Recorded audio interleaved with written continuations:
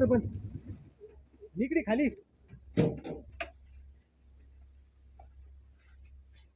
हे बाय हे ना हे सगळं नांगरायचं बर का हा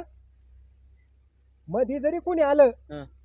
तरी ट्रॅक्टर थांबवायचा नाही रान लय दिवसाचं पडीक दिसतंय अरे पडीक दिसतं मग ते वादावर होतं ना आमच्या हा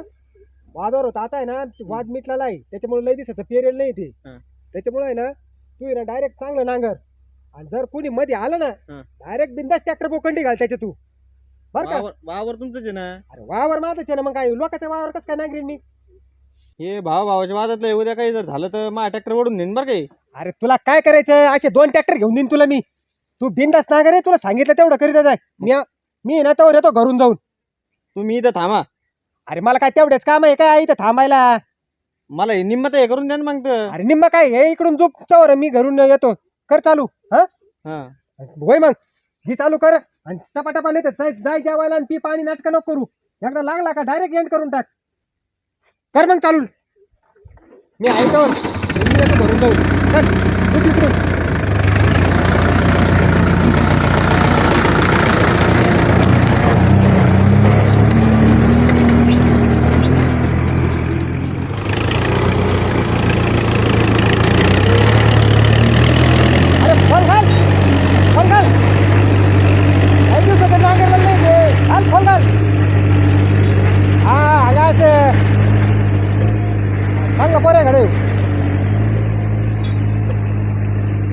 चालते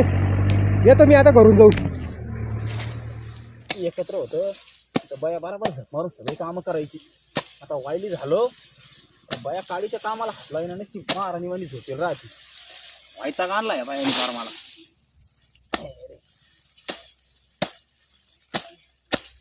भावाच्या दबावाखाली बरोबर करायची कामं मला अजिबात जुमानी नव्हती आता आपल्यालाच करणं सगळं बरं होतंय हो बाळासाहेब काय चालू आहे हे काय गायचं चारा पाणी झालं का नाही हे काय चाललंय दमा दमानी आणि काय ते आता? आपले वादातलं वावर होतं ते वाद मिटले का नाही कोणतं ते हा ते तिकडलं वरला कडलं कशाचे मिटत एवढ्या लवकर ते वाद काय साधे आहे का